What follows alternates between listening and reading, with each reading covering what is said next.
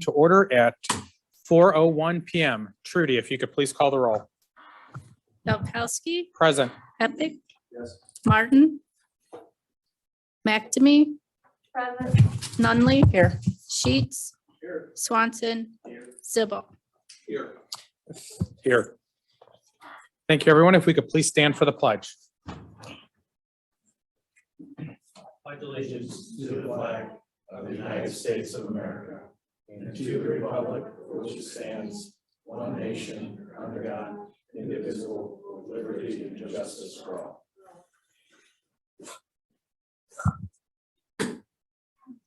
And Mr. Zibble, would you like to read the mission statement today? Certainly. Laketran is committed to providing quality public transportation services to all Lake County residents with special emphasis on meeting the transportation needs of seniors and people with disabilities. Thank you very much. Welcome. And at this time, I would like to turn the meeting over to our legal counsel, Mr. Dines, for the oath of office for Donna McNamee and Gary Swanson on their reappointment to the board. Thank you, Mr. President. Why don't we start with Mr. Swanson? Mr. Swanson, if you don't mind standing and raising your right arm. Repeat after me. I, Gary Swanson, I, Gary Swanson, solemnly swear and affirm solemnly swear and affirm that I will support the Constitution and laws of the United States of America, support and the Constitution affirm the Constitution of the United States of America and the state of Ohio, and the state of Ohio, and that I will honestly, and I will honestly faithfully, and impartially and impartially perform and discharge perform and discharge the duties of trustee the duties of trustee for Laketran for Laketran according to the best according to the best of my abilities, of my abilities, and that I will not be personally and that I will not be personally interested directly or indirectly interested directly or indirectly in any contract let by Laketran. in any contract that Thank you. Congratulations.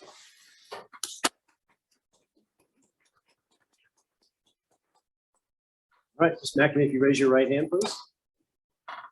Can you hear me okay? Mhm. I, Donna McNamee, I, Donna McNamee, solemnly swear and affirm solemnly swear and affirm that I will support that I will support the Constitution and laws the Constitution and laws of the United States of America of the United States of America and the state of Ohio, and the state of Ohio, and that I will honestly, that I will honestly, faithfully, and impartially faithfully, and impartially perform and discharge perform and discharge the duties of trustee for Laketran the duties of trustee for Laketran according to the best according to the best of my abilities, of my abilities, and that I will not be personally and that I will not be personally interested directly or indirectly interested directly or indirectly in any contract let by Laketran. in any contract let by Laketran. Congratulations.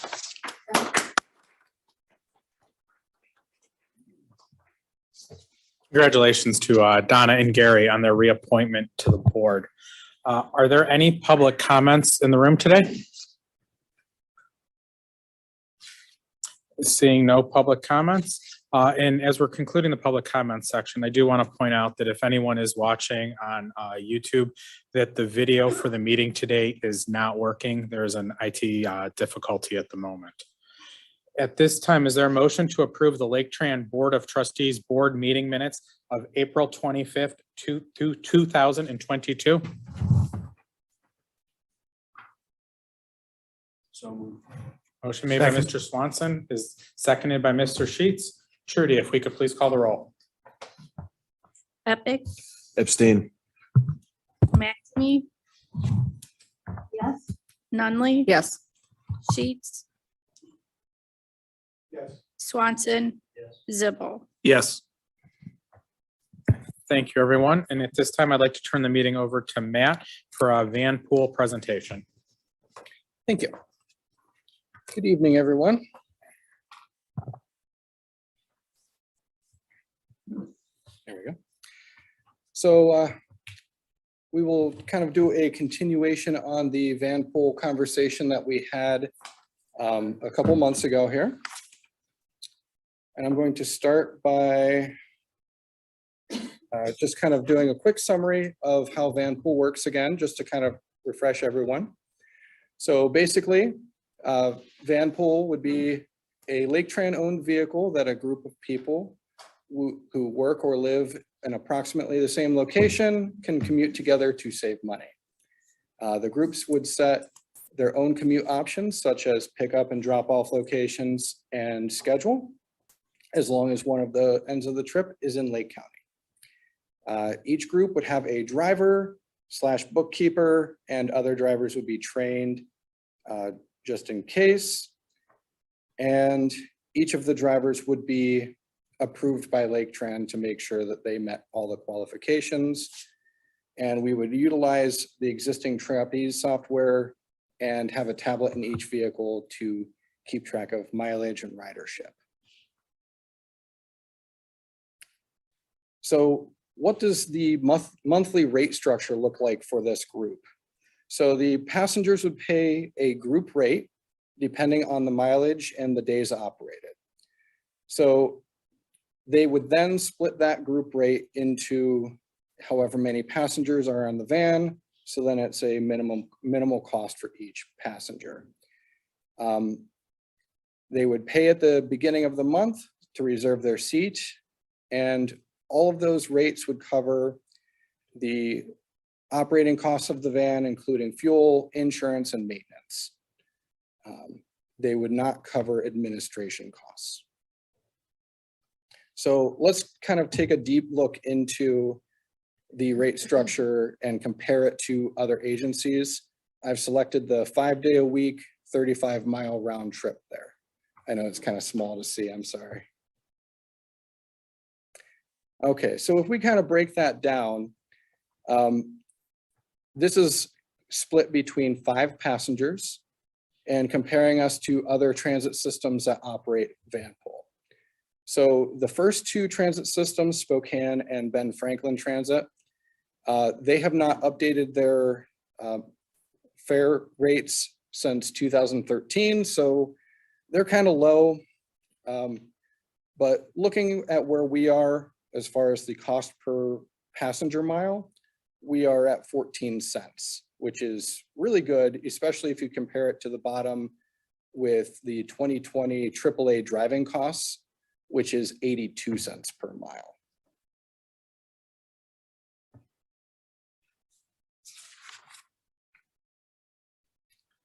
So what type of vehicle would we use for this type of service?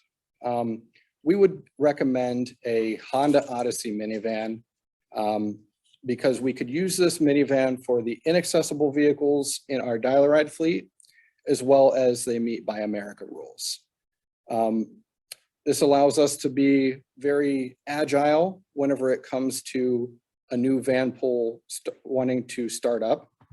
We would be able to take it from our dial-a-ride fleet and put it straight into van pool and have a van ready to go. The base price for the Honda Odyssey is around $35,000, and that's without graphics or technology included in that. So the big question is, would we need an employee? And I believe that the success of a van pool program would depend on a person going into the community and to employers to facilitate that ridership growth. They'd be able to serve as a liaison between us and local businesses and perform marketing duties along with communications to help identify potential van pool markets as well. And they would be responsible for the management and administration of the van pool program. So that kind of leads us into that first slide. Is van pool right for Lake County? So we performed a SWOT analysis to help us determine if van pool is right for Laketran and Lake County. So we're going to go into that real quick here. Thank you. Flexibility or strengths, flexibility of times and locations served. You know, the van pool can run at any time of the day and go basically anywhere as long as one leg of the trip is in Lake County. We would suggest starting the fleet with minivans, which appeals to drivers.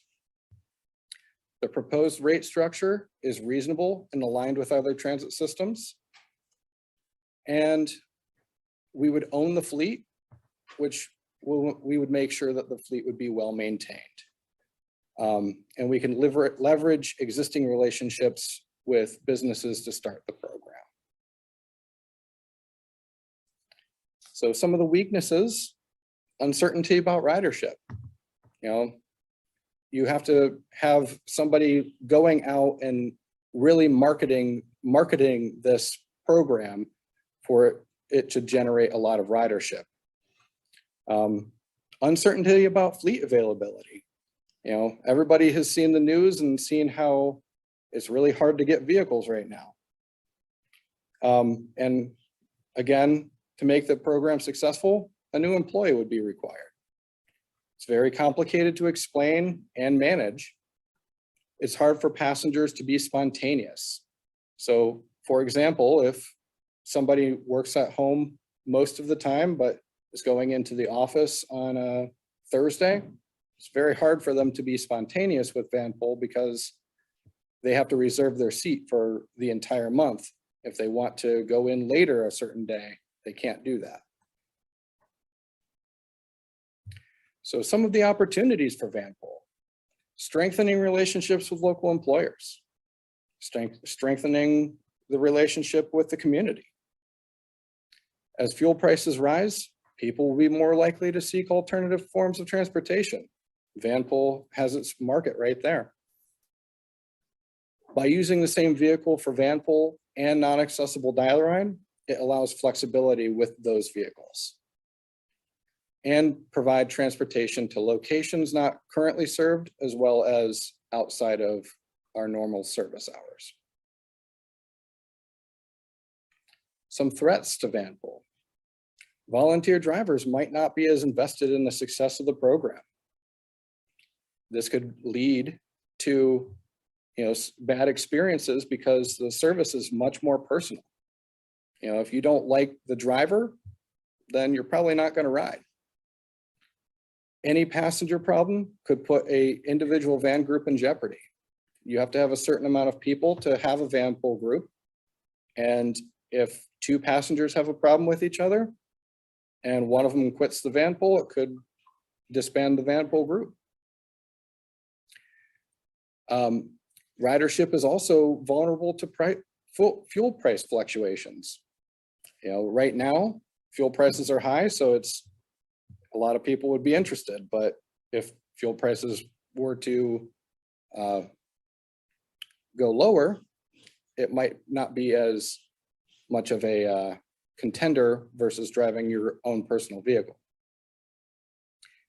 An employer might have a need for the program, but no eligible drivers. Then it basically is not useful to that employer. The current supply chain issues might make it difficult to obtain vehicles, like we discussed before.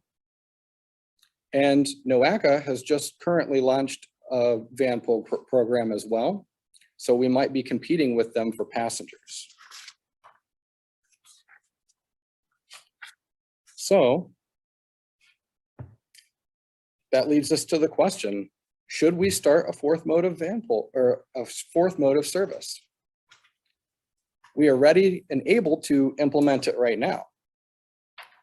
We are concerned about its viability for the long term because of all the reasons that I stated before. Flexibility of the program is both a benefit and a challenge. If you have a van that is outside of the county, it can be difficult if a group has a person who's sick and they have to get home. And if that's the driver, how does the rest of the group get home? When we discuss Vanpol with the community and employers, they want and assume that a driver is included. So that makes it to where we're kind of skeptical that this is the right time for Vanpol. So we asked ourselves,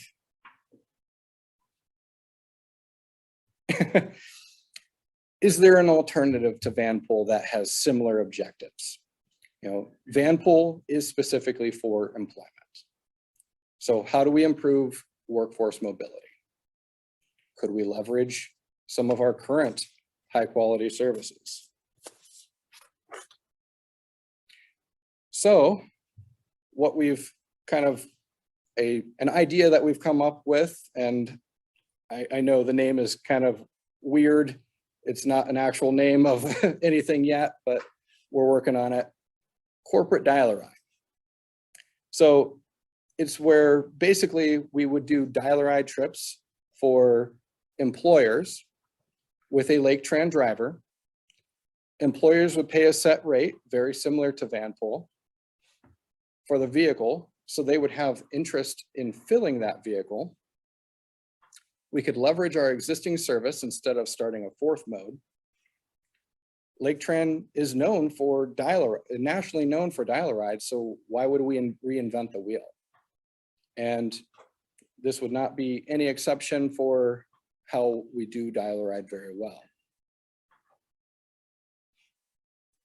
So I put in the Vanpool structure here as far as the payments. It would be different for a corporate dial-a-ride type thing as far as those prices would be different. So what are the differences? Obviously the fares, it would be a little bit more because you're also getting a driver. It would be groups only. Two things that are really big here is hours and days of the week. You know, if we were to expand our hours for this program only, we could do any hours, any days of the week with this type of program. With our equivalent service plan, it would allow us to utilize those non-accessible vehicles like a Honda Odyssey or something similar as well, which would lower our costs. So I kind of want to have a conversation with the board here today about possible next steps, what direction we want to go in. We have kind of 4 options. We could start a Vanpool pilot, which we are currently able to do right now. We could join in with NOACA with their Vanpool program. We could start corporate dial-a-ride. We could start a pilot with that, or we could do nothing. So I guess now I'm kind of curious as to what everybody is thinking. Initial thoughts? Yes, Donna.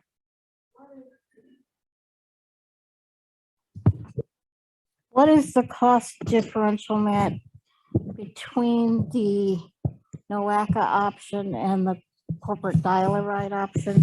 Get a lot of figures on there. I couldn't absorb it. Oh, I don't know exactly what NOACA's costs are because I don't believe that it's started yet. So it's still in its infancy stages. It might have just started like maybe within the month.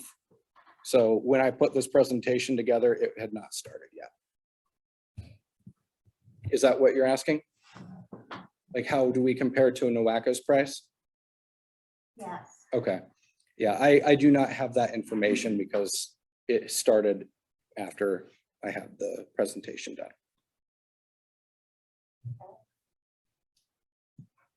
So our main objective was just to kind of take the temperature of the board in what they like or don't like. We're trying to be pretty objective with what we think might solve the community's needs. Could be Vanpool. It's hard to say. Vanpool, you know, like Matt mentioned, one of its biggest pros is how flexible it is. It's also its con because it's just hard to explain. You know, when you say Vanpool to a person, they struggle to know what it is at first. Most of the employers we've talked about, when they're thinking about Laketran, they assume that there's a bus driver. We saw that time and again when we talked to them about Vanpool and their needs. We saw that with AWT. We've seen that in general. So that's kind of how we got to the idea of corporate dial-a-ride. So, you know, corporate dial-a-ride is not a good name. We know that, but we haven't thought of a better one. And since we weren't invested in doing a whole bunch of time yet, we didn't want to pick a new one. So we really are just kind of interested in, what things the board likes, doesn't like, wants to know more about. Or if you're still not sure, if there's a certain thing, you're still kind of like, hey, I don't understand this piece. We weren't really sure what direction everybody would like us to go. I think corporate dial-a-ride is a pretty easy starting process because we have the buses, we have the drivers. It's just about adjusting fares and some adjustments in how we do things. Depending on how much it grows, it's definitely something we could get concerned about how much capacity we have to do that. Dial-a-ride would require some vehicle purchases. We propose Honda Odysseys. I laugh at this because it's the one minivan that meets Buy America, even though it's not an American minivan. I think that's, kind of goofy, but it is what it is. So I don't know. We're really kind of interested in the board's feedback. Has there been any communication with NOACA on what they're doing with their van pool and how that's going to affect potentially Lake County or us, Yeah, I mean, starting up a van pool process? Yeah, I mean, they have a regional van pool program, which people in Lake County can take advantage of. So they put a program together as a pilot for 3 years. It's funded with CMAQ, which is called Congestion Mitigation Air Quality Money. And so it's a 3-year pilot. The funding for the future isn't quite established yet. My understanding, and Commissioner Hammercheck is here, who is the board president of NOACA, so I don't want to put him on the spot, but he could correct me if I'm wrong. I think the long-term plan for funding is to look to other communities and see if they would be willing to participate. So we could certainly jump in with them if we wanted to, as an option. And just to add to that, if I may, John Hammercheck, Laketran also was offered to act as a franchise. That was something that Ben supported me on at the board meeting when we adopted Vanpool. NOACA would actually pay Laketran. We have an arrangement made out with Enterprise Rental on their corporate side. One of the things that Ben was pretty insistent on, and I think to his credit, is actually ownership of the vehicles rather than renting. Short term, there is an advantage to renting, but long term, big picture ownership, since Laketran does have the capacity and a demonstrated ability to maintain the vehicle, that was something that I think could be leveraged to Laketran's advantage. So there are opportunities to not compete. I want to emphasize there is no intention on the part of NOACA to compete with Laketran. In fact, NOACA made a unprecedented accommodation to look at Laketran as a franchise rather than a follow our rules or go away. So I just want to get that on the record. And again, Ben was very supportive and timely in the discussion. So thank you. I can add to that if you wish, but I think that's the executive summary of that discussion. Yeah, so, and thank you, Commissioner. We have a lot of options kind of before us. And so, we can certainly recommend one if you would like. We today wanted to be kind of open and just talk about them and see which one, maybe the board's like, heck no, we don't like this option. Let's do more due diligence on these two, or maybe it's, we like this one, or, we kind of are at a point where we will need to move in a direction, or we could hang tight, or we could just say, we're not interested today.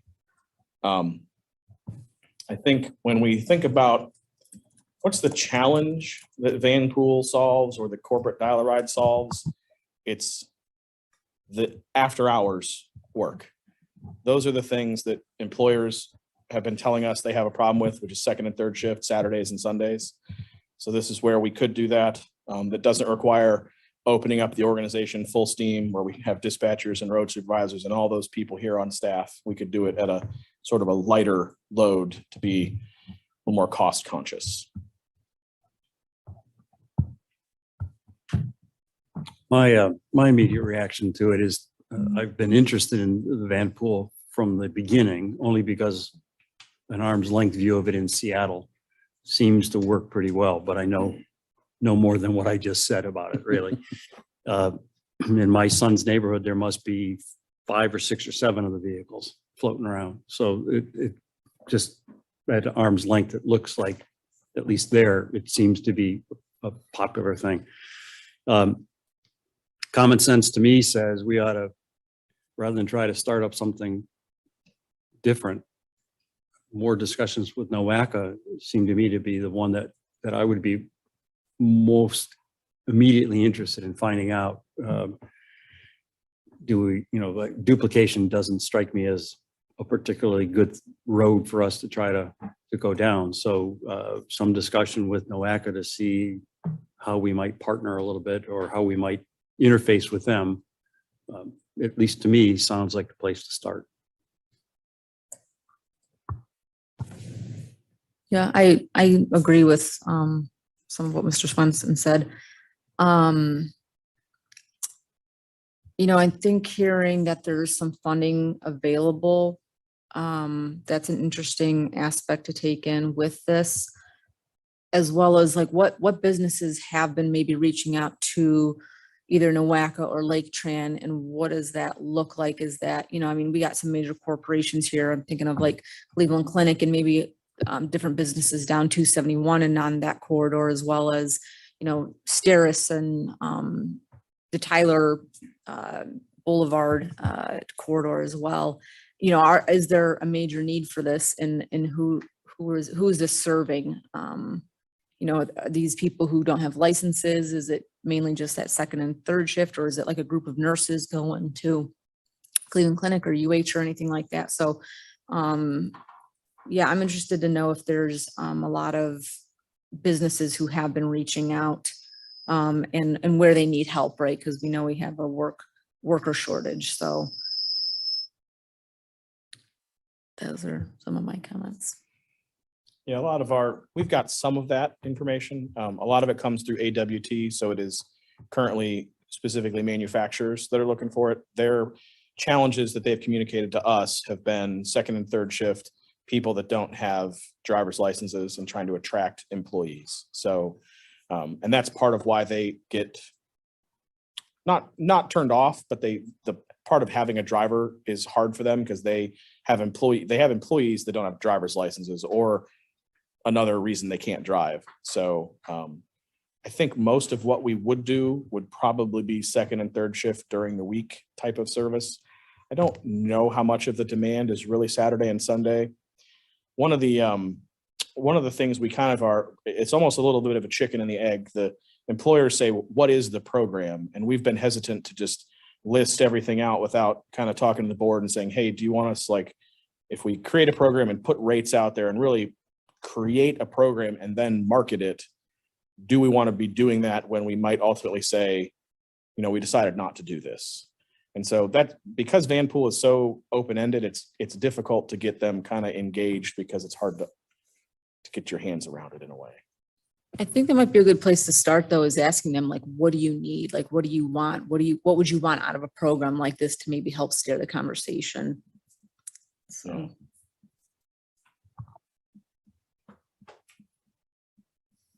Sure. Ben, when do you think NOACA might have a better definition of what their program is really going to look like, or do you think they already have it? And if you have that, could you refresh my memory on what it is? They have launched the program, so I believe they're in the process of launching it for people to sign up to do it. And so the overall kind of general function of it is people sign up to be in a Vanpool with Enterprise, they get grouped together, and then they pay a set rate based on where they're going. So Enterprise is the manager? Yeah, you directly interface with Enterprise as a customer. And Enterprise would then group the people together? Yeah. Is that? You could also come to Enterprise with a group. So if you got 5 of your friends together and approached them and said, hey, I have a van, they would help kind of set it up. And the Vanpooling that, or the dial-a-ride extension that you were talking about here, they would call dispatch here and we would try to set that up for them. They wouldn't necessarily call dispatch. It would be more of a direct relationship with the employer, as they would say, hey, we have this need for 4 employees to get from, I don't know, Painesville to Mentor. Can you help us with that? And we would sort of schedule it for them with the employees, and then we would bill them a monthly fee essentially. So it wouldn't, the writers or the the employer. Okay, And they could deduct it from their employees' paychecks, or they would have to figure out how to handle the fare payment. We probably could offer a solution where the employees pay us direct if it was in advance. But the relationship would primarily, Dial-A-Ride's relationship with the public right now is with the people, the customers, the riders. This would be more with the employer than the actual individuals riding a bus. and then if someone did get sick or needed to leave early from their work, would we accommodate that? Or would they have to wait until the end of the shift? Well, if they were, that's not a detail we've completely worked out yet. Okay. Because it's regular Dial-A-Ride, if it was during our normal business hours, we could probably just send a bus and accommodate them. If it was second or third shift, in the event we had a bus driver that was available to take them home, we could do it. But if there was no driver available, I wouldn't see us having a person clock in, get in their bus and drive there just to pick up the one person that was sick. But that's something that could be flexible. Okay. And if you do a pilot program, what do you anticipate the length of time before you really could evaluate whether it's viable or not viable? The normal metric in the transit industry is you run something for 3 years before you decide if it has been a success or not. There's certainly times that success can come quicker, or, you know, it can be obvious if you have nobody sign up for a year that it didn't work out. But I would normally say you want to plan for 3 years. Sometimes with something like this, you may also say, instead of picking a set period of time, we're going to budget $200,000 as a pilot budget. And once we expend that budget, we'll reevaluate. And so if that money got spent in 6 months, you could come back and be like, man, this thing was successful. We want to put another 200,000 at it. Or you could say it's been 2 years and we've spent 50,000. Maybe it's time to stop that. So in this case, I think that if you wanted to do a pilot of any of these things, it'd be more prudent to pick a dollar amount you'd be comfortable spending on a pilot and seeing how well it did. That'd be an annual budget or a total budget? I think at first you would just say, we're going to Total. do a total budget. Yeah. And, you know, we would keep track of it and kind of evaluate it as it went.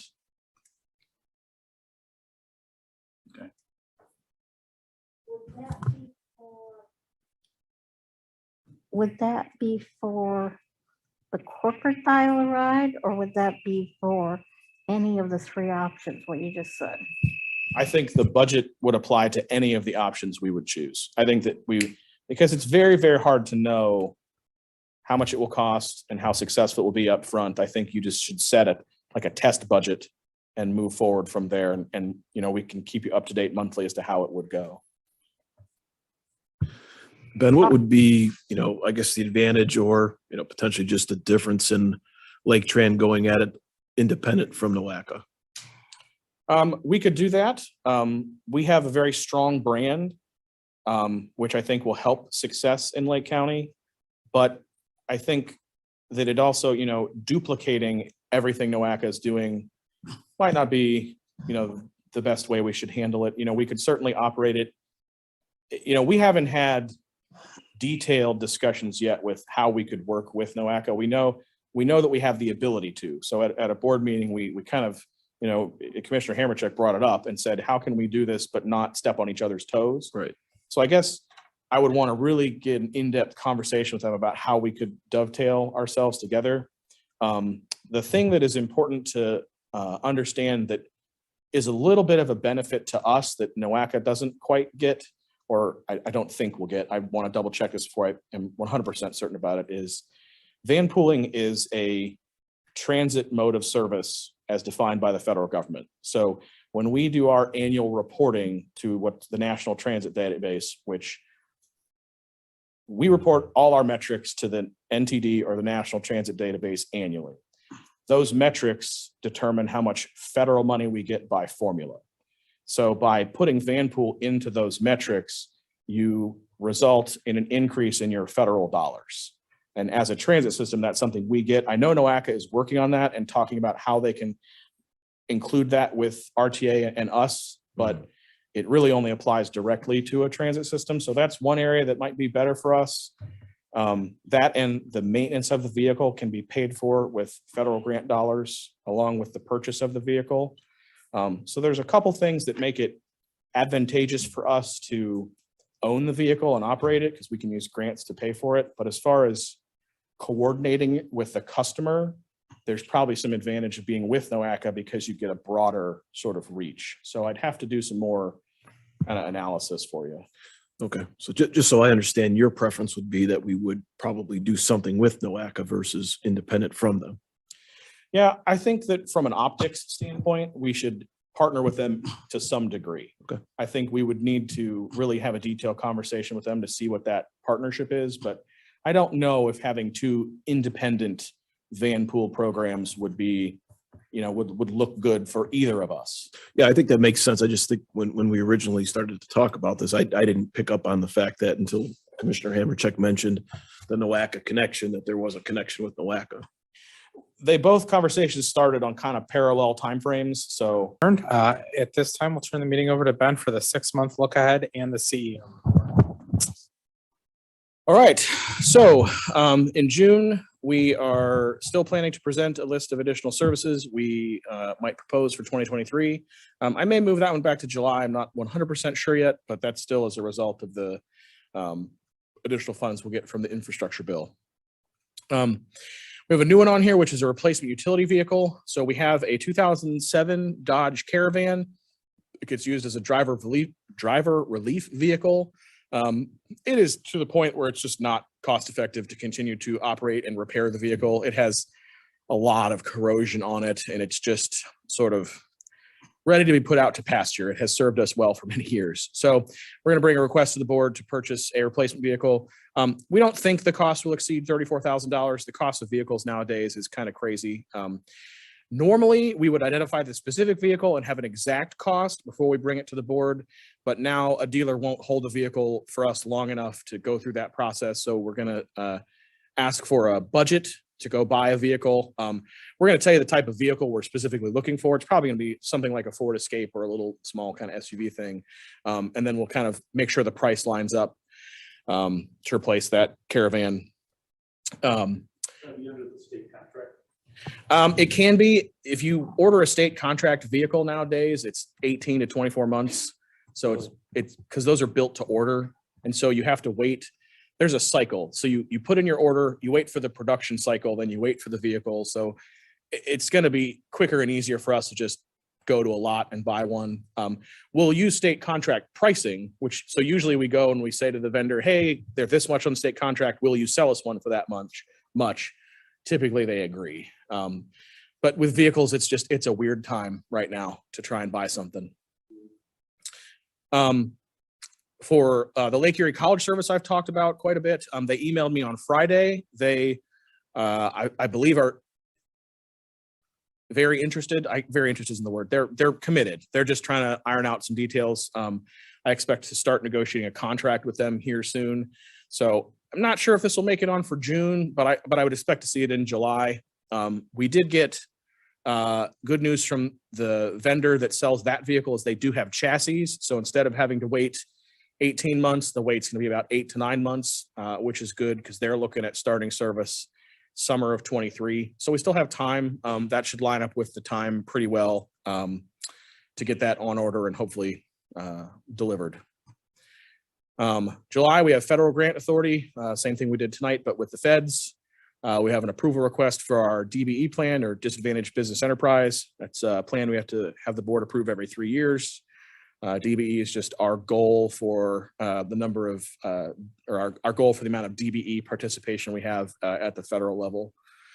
We'll have the purchase of replacement dial-a-ride buses. So we usually do a 5-year contract to replace dial-a-ride buses. It has expired. So this approval request will be for replacement buses under a new contract. So we are in the procurement process right now to pick the new vehicle. It should be generally the same as what we have now, but it could be a different vendor depending on who wants to give us the best product. September is an update to the pay grade tables. Again, this does not involve any wage or salary actions. We have a list of pay grades. So we have pay grades 1 through, I think, 20, and those are the ranges that positions exist within. They don't dictate how much a person is paid, but a person has to exist in that range. So If we say we're going to hire someone, say we have a new position, we're going to hire at pay grade 10, that is the range that that position can be paid. So we update those about every 5 years, but they don't directly influence anyone's pay. We expect to accept the 2022 audit. That's pending the auditors giving us that schedule, but it's usually in September. We will have an approval request for our supplemental paratransit we do with Breckenridge. Every 3 years, we go to bid for that.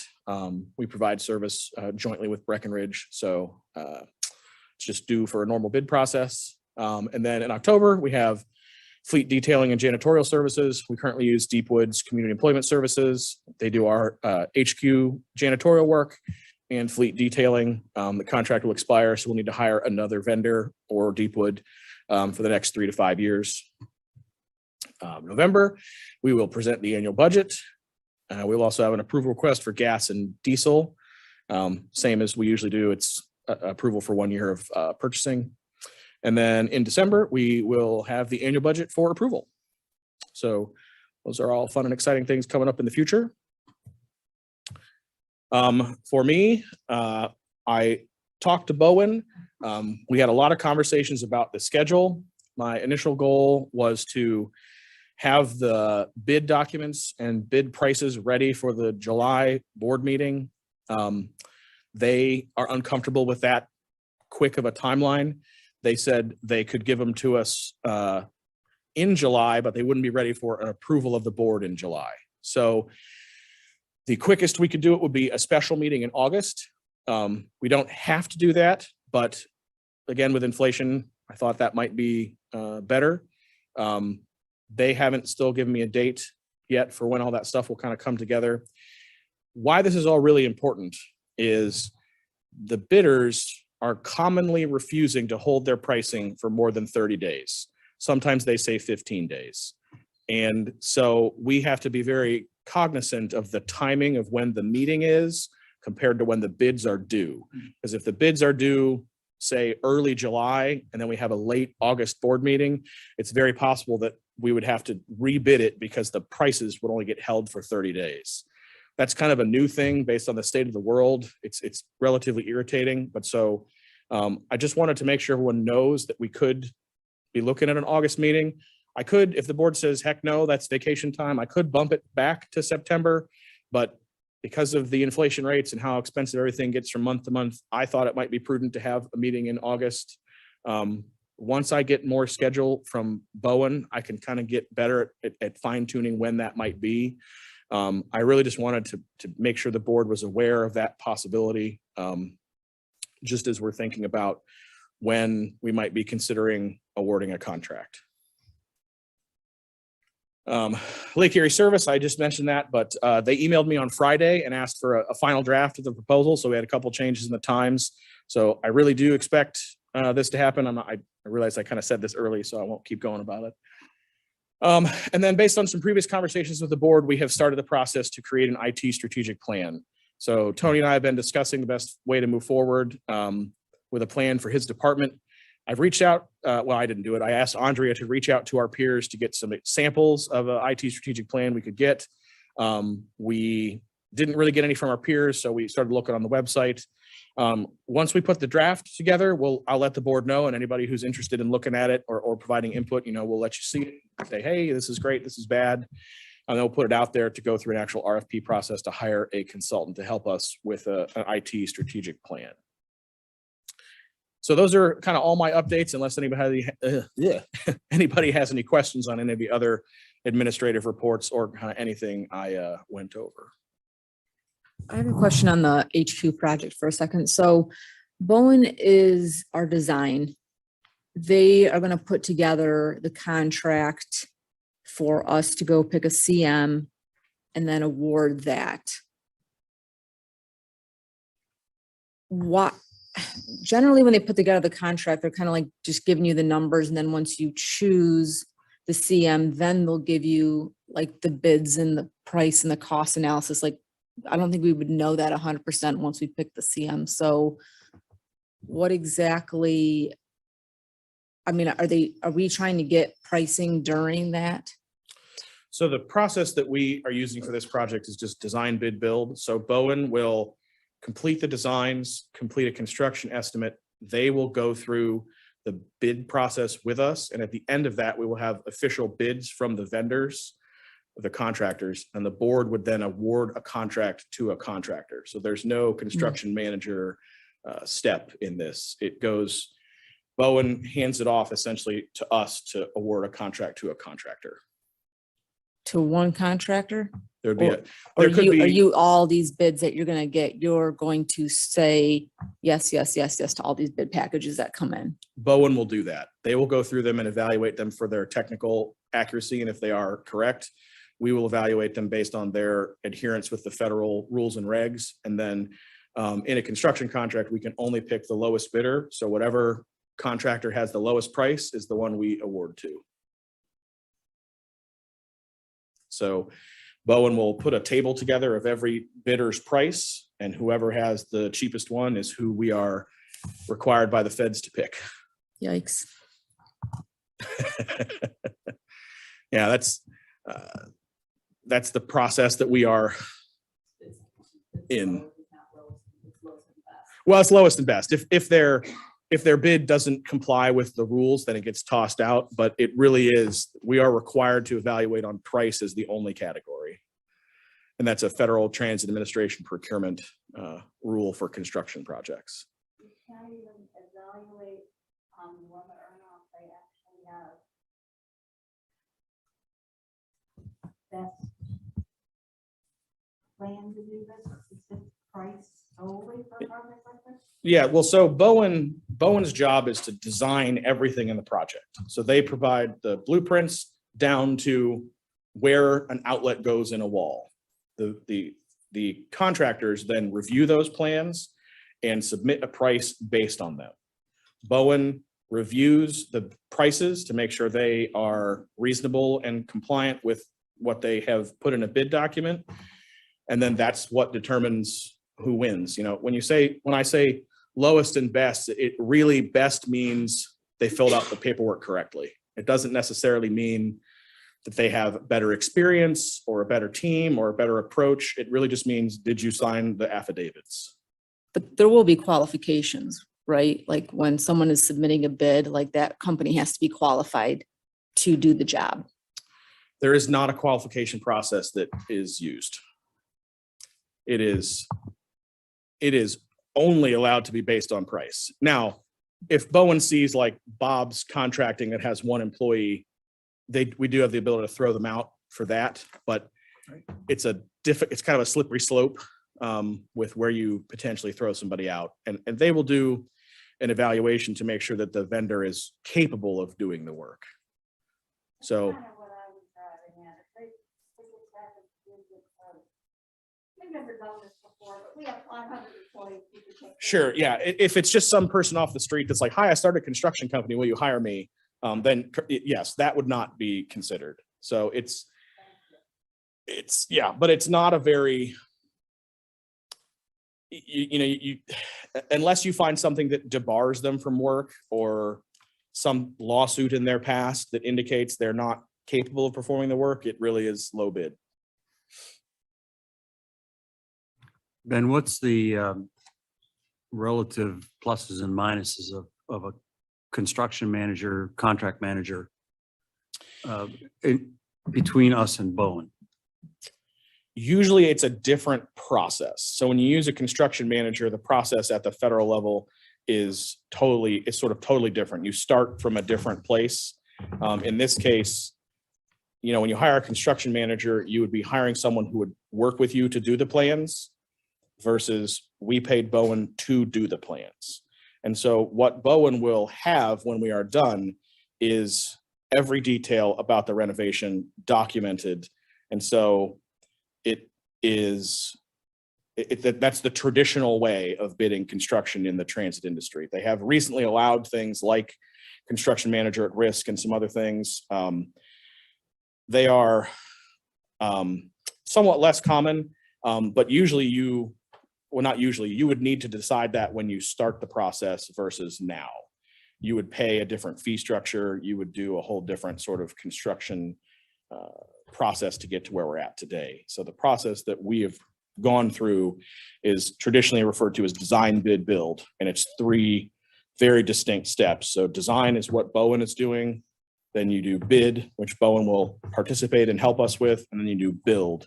We do have a separate agreement with Bowen that we agreed to back in 2020 to do construction administration, where they will review the cut sheets and all the documents from the contractors and approve them. So there is still a management component. There is still an approval process for like all the different things and making sure they tie to the plans, but it's not the same as a construction management setup. So it falls upon us then to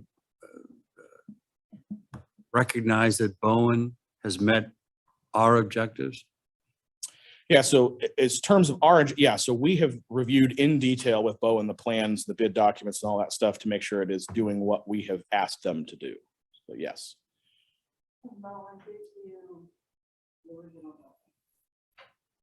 Yes, Bowen did do the original building in the 90s.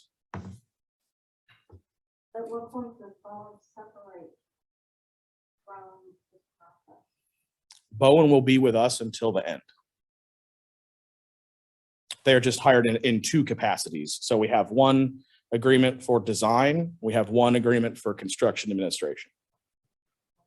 That's the same process we have used for all of our other construction processes, is the same design, bid, build plans. That's how we built Lakeland. That's how we built Wickliffe. That's how we built the Painesville Transit Center. That's how Laketran has always done business for construction projects. Not that we couldn't look at a different one in the future, but with how complicated this project was, we wanted to make sure we stuck with one that we really understood and one that we could be confident of the procurement process in.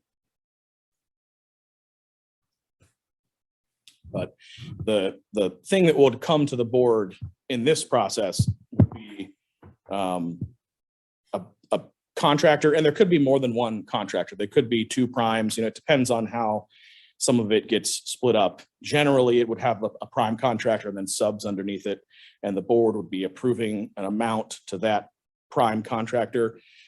Usually at the same time you approve the amount to the contractor, we include a contingency amount that you authorize us to spend if there are issues. We try not to put that in the contract with the prime contractor, because if they know they have contingency in their contract, they'll try to spend it all, and we try to make them fight to the death over every penny. So we keep them segregated. It might be helpful for all of us to kind of put together on a spreadsheet the points at which this process of the board actually interact, where we have to make approval and so on. Right, there is only 1 step left of official action.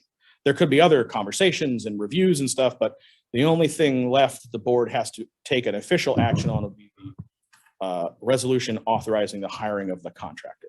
That doesn't mean that would be the only thing the board sees, but that's the only official act left that the board is required to do. Yes. Okay, so you have a proposed possible August special meeting to award a contract, from my understanding, due to contractors only holding their price for 15-30 days. Yes. So you find out that you have your prices at the beginning of August for a mid to end of month August meeting. So within the 1 to 29 days max, people need to decide. What happens if the board can't agree? No, we would have it planned a little better than that. We are still waiting on Bowen to finish the last bits of the documents. Once they finish those, we can create the bid schedule. And once we have the schedule of when everything will go through the bid process, we'll know when a range of meeting dates could be established. So I would like to have those to you in the month of June, so that there's plenty of time to schedule that. I wouldn't want to just be like, oh, by the way, meeting. Okay. So if though the project goes to bid and the board's just not able to make a decision in that time frame, the project would then have to be rebid. Is that a fair statement?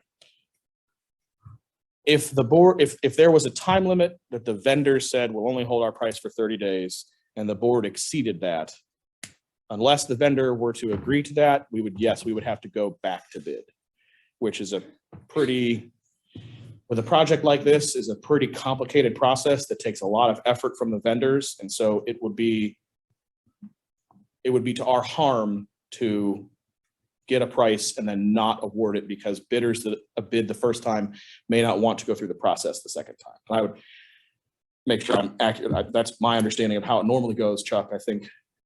I would agree with you on that, Jess. So we want to be ready to make that step. That doesn't mean that that there won't be another estimate that I share with the board and there won't be more information. But it does mean that we need to be, when we schedule the contract for award, we need to be very serious about doing that. And I'm not saying this to try and back the board into a corner at all. I'm trying to just make sure we're aware of the time constraints that come with when we put this out to bid and on the agenda. So it's really when we put it out to bid is when we want to be sure we've lined up our dates. For the grant that we received, that was with the infrastructure bill, was that Yes. through that? Well, yeah, that was the new infrastructure bill. No, it was FY21, so it was before Okay. the bipartisan infrastructure law. So the big one we just got was through like, It's, it was 14. it was, FY21, so, before the bipartisan infrastructure. And that bill. total on that was, $14.7 million. I mean, I don't want to speak for the rest of the board, but I feel like if it comes within that kind of number, that I don't know if I dreamed this last time, so if I did, but I feel like at the last board meeting, when we approved the movement to go forward for the HQ construction project, in my mind, it was to not exceed that 14-something million that we had. And so if you come back to us and you say, yeah, it's gonna be within this range of the 14 million, yada, yada, I think we would be in a good position and feel comfortable Sure. to move forward. Now, if you come back and it's like, it's 20 million, then I think we'd be a little bit more hold up. Sure. From my perspective, but again, I don't want to speak for everybody No. else. So what's My- what's the grant plus the local share? Yeah, so, yeah, I did want to clarify that. The 14 million is our award from FTA, but that is at 80%. So in order to get any portion of that, you have to spend the local share of 20%. So whatever that math is, I can't. The total budget with the grant is about 18.3 million. So yes, and we will get another construction estimate before we have to go to bid. So I don't have that yet, but once I do have that, hopefully it's within the range of reality. It's not 20, 30, some crazy number. We'll have time to make a decision then. It's not like the board will be, hey, here's a number, you have to pass this. There'll be a number first. But when we finally do pull the trigger to bid is when I just want to make sure it's more just like long-term thinking. I hope, and I don't remember the exact schedule they gave us. I hope that we have a new construction estimate sometime towards the end of June that we can talk about and see, hey, is this in the realm of reality or is this, somewhere else? So once we have that and the board is like, okay, we think this number's okay, that's when we're going to kind of initiate the calendar that includes this sort of, I don't want to call it a deadline, but this time constrained approach. Daniela, are you getting this 30-day situation in your dealings with the people that you have to work with that are quotes only good for 30 days or are estimates? That's the most ridiculous thing I've ever heard of in a construction contract. Yeah, it's a little difficult. I feel like that's a little bit more locally. Some of the bigger projects downtown, they usually contracts that are saying things like that, like they're ready to, award the work immediately. So, but a lot of the bids aren't coming in 100% until we've picked the company, because once we pick the company, then we're ready to see the pricing, the dollars. But again, steel, we're seeing 8, 9, 10 months out. I mean, those are the bigger issues but they are giving us pricing. They are locking us in a little bit more. I'm seeing a little bit longer lead times now. Some stuff is ebbing and flowing, lumber's ebbing and flowing up and down, up and down. So it just depends on what the trade is, to be honest. So. Okay, thanks.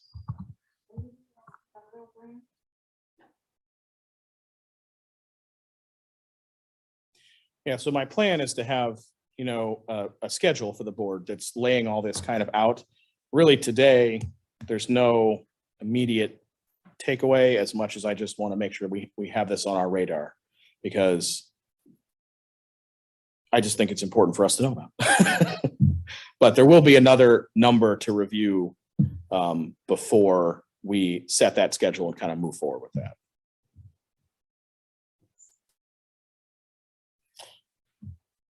Does anybody have any other questions for any of the info? I think we're good. Thank you, Ben.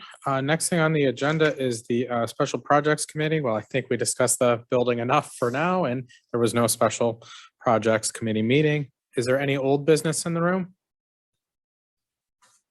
Any new business? At this time, is there a motion to adjourn? So moved. Motion made by Mr. Zibble. Is there a second? Second. Seconded by Mr. Epic. Trudy, if you could please call the roll. Epic, Yes. McNamee, Yes. Nunley. Yes. Sheets, Yes. Swanson, Zibble. Yes. Thank you. We are adjourned at 5:59.